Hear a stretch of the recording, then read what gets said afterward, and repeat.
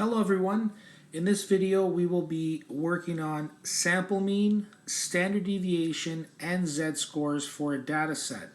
In this example, a food manufacturer makes 2-liter jars of pasta sauce, and there's samples of how close to 2 liters the jars are filled. 15 samples were taken, and their volume in liters are listed as follows. So first step, let's determine the mean. And if we add all the data, so capital sigma x means the sum of the data set, and we divide by the total number of data, we will get the sample mean. So in this case, the sum of the data is 30.22, and we divide by a sample size of 15, and approximately 2.01467 is our sample mean with a unit of liters. And there's the sample mean. Okay, next we need to calculate the standard deviation. And if we use a computational formula for standard deviation, lowercase sigma, that's the symbol for standard deviation, the square root of the sum of all the data squared minus the sample size times the sample mean squared, all divided by the sample size minus 1. So we had worked out on the side all the x values squared, and we added them up, and the sum of x squared in this data set is 60.955 minus a sample size of 15 multiplied by the sample mean, which we previously calculated, 2.01467 approximately, and that will be squared, divided by the sample size of 15 minus 1. So this entire calculation, we take the sample mean and we square it, then we multiply that answer by 15, and then we subtract that answer from 60.955, and then we divide by 14, and then we square root that number, and that leaves us with approximately 0.0716, and that's the standard deviation for this question in units of liters.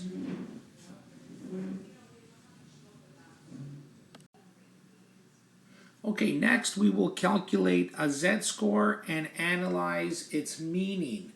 So let's recall, in the first part of the video, we calculated the mean to be approximately 2.01467 liters. And then in the second part, we calculated the standard deviation to be 0.0716 liters. And again, both of these were rounded, so they're approximate. Now we're about to calculate the z-score. So the z-score is the number of standard deviations away from the mean for a particular piece of data. So the calculation is as follows. The z-score will equal the piece of data that we're considering, xi, subtract from the mean. This will calculate the deviation, the difference between the piece of data and the mean, and if it's negative, it's on the left of the mean, and if it's positive, it's on the right of the mean. And when we divide this answer by the standard deviation, then we will have a number, a piece of data, more specifically an aggregate piece of data called the z-score, which is the number of standard deviations away from the mean for that data that was considered. And again, if the answer is positive, it's to the right of the mean, and if the answer is negative, it's to the left of the mean. So for this particular piece of data, they want us to calculate the z-score for 2.02 liters. And recall what this data set's referring to. You know, a manufacturer makes 2-liter jars of tomato sauce, and we had a sample of 15 jars, and the volume of those jars was recorded, and we were analyzing, and the data set is allowing us to analyze how close to 2 liters the jars were filled. Some jars were over 2 liters, some jars were under 2 liters. This particular jar is over 2 liters, it's 2.02 liters. We got the mean jar volume at 2.01467 liters, and we've got a measure of spread called standard deviation for the sample data set of 0.0716 liters. So now let's go ahead and calculate the z-score.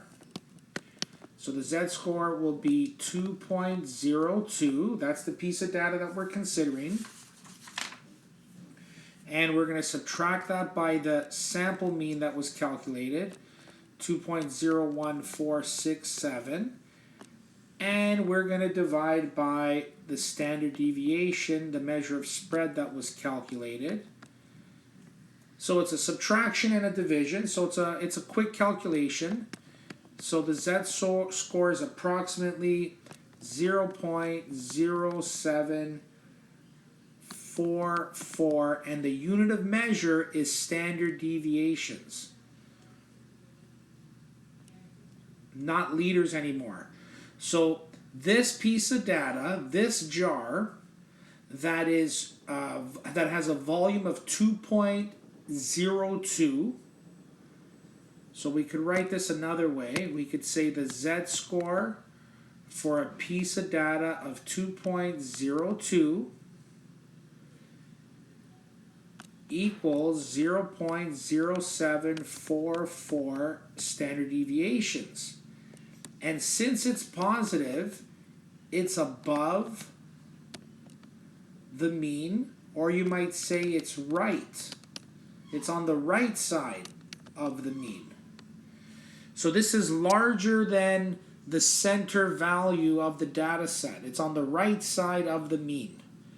0.0744 standard deviations above the mean.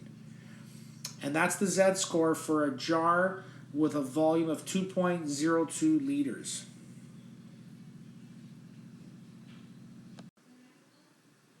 Okay, let's next calculate the z-score for a jar that was filled to a volume of 1.98 liters.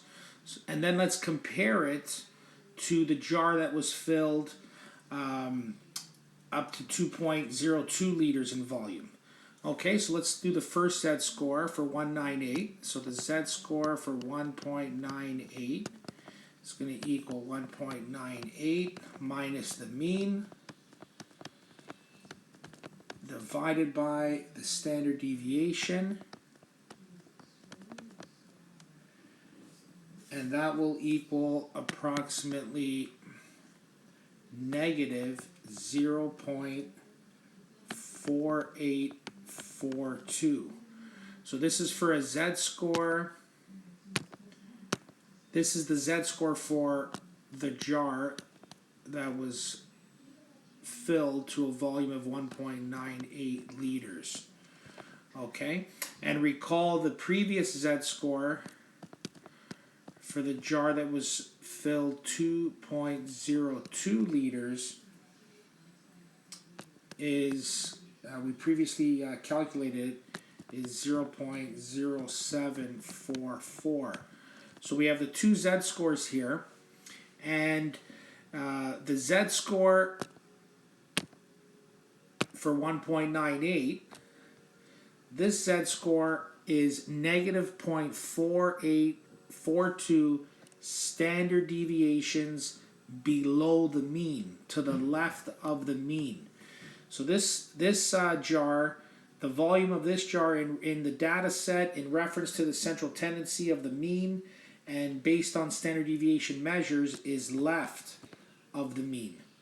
And the jar that we previously calculated, the jar with a volume of 2.02 has a z-score of positive 0.0744 standard deviations above the mean. So this z-score is above the mean. It's to the right side of the mean.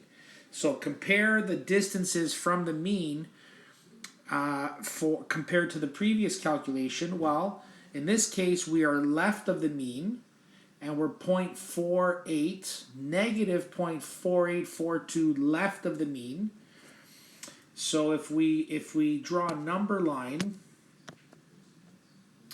and we use the mean as our center of that number line, and if we were to go one whole standard deviation to the right of the mean, so one standard deviation, this second jar is 0.07 standard deviations. So this would be 0.5. This would be approximately 0.1. So that piece of data falls somewhere in here to the right of the mean.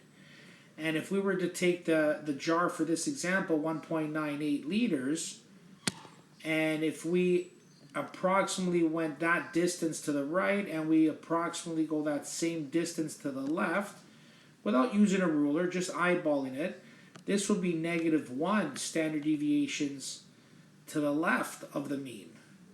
And this would be -0.5, and negative 0.48 is just inside that, approximately there. So you could see that the z-score for 1.98, which is negative 0.4842, would fall visually approximately there, which is left of the mean. And the data set, the z-score, for the previous jar, the 2.02 liter jar, which has a z-score of 0.07 standard deviations to the right of the mean, is going to fall approximately here, which is to the right of the mean. So the z-score of -0.48 is left of the mean. The z-score of 0.07 is to the right of the mean. It's distance-wise, it's actually closer to the mean than the 1.98 jar. But regardless, it's to the right of the mean. The other jar's to the left of the mean. And this is how you would visually compare the distances from the mean for the 1.98 liter jar and the 2.02 liter jar. Each z-score indicates the distance, the number of standard deviations from the mean, the negative z-scores to the left of the mean, and the positive z-scores to the right of the mean.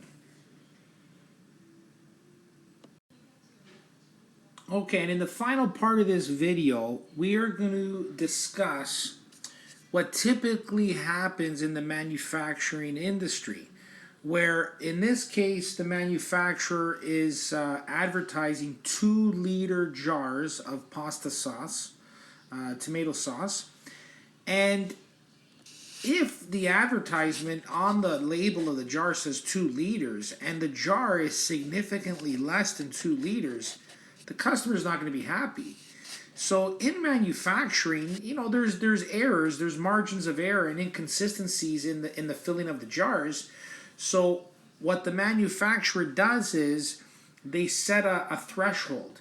And in this case, they tell us the manufacturer rejects any jars that are filled to less than 1.5 standard deviations below the mean. So that's their threshold. That's their cutoff. So when the jars come off the assembly line, if they fall within this range, they're not included in distribution. Which jars would be rejected?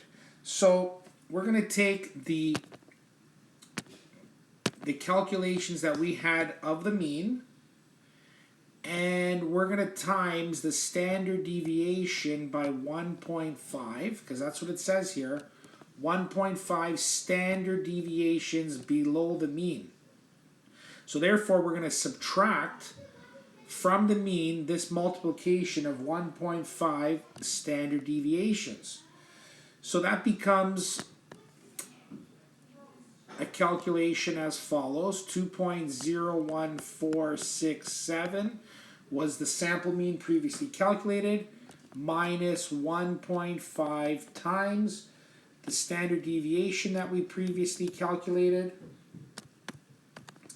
And when we, after we multiply and subtract, we end up with a value of 1.9073 liters. And if we visualize this for a moment, here's our number line, here's our standard deviation. If we go one standard deviation to the left, or we go two standard deviations to the left, this answer is 1.5 standard deviations to the left because we subtracted. So approximately here.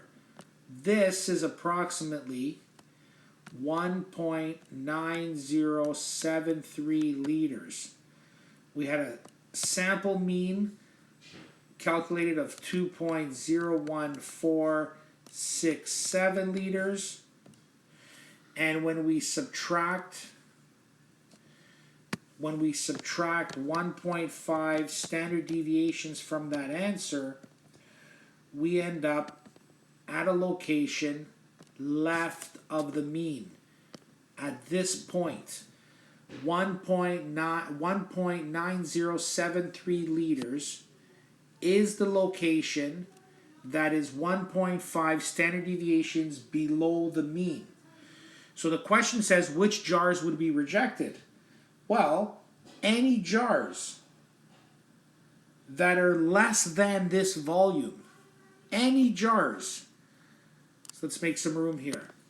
Any jars that come off the assembly line that are less than 1.9073 liters will be rejected.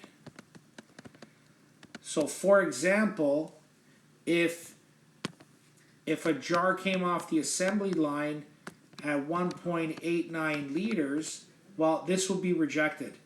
It would not be accepted. It would not be distributed to customers. Rejected. So what was the work that we did? We calculated 1.5 standard deviations and we subtracted it from the mean. That gave us a threshold. That gave us a point of reference. And any jars that are on the left side of this point of reference in terms of volume will be rejected. That concludes this video on sample mean, standard deviation, and Z-scores. I hope it helps. I hope you found it meaningful. Please leave your comments and feedback in the box below. If you like these videos and you'd like to see more of them, you can make suggestions in the comment box. Please subscribe to the channel if you find it helpful. Please like the video if you find it helpful. Thank you. Have a great day. You guys are awesome.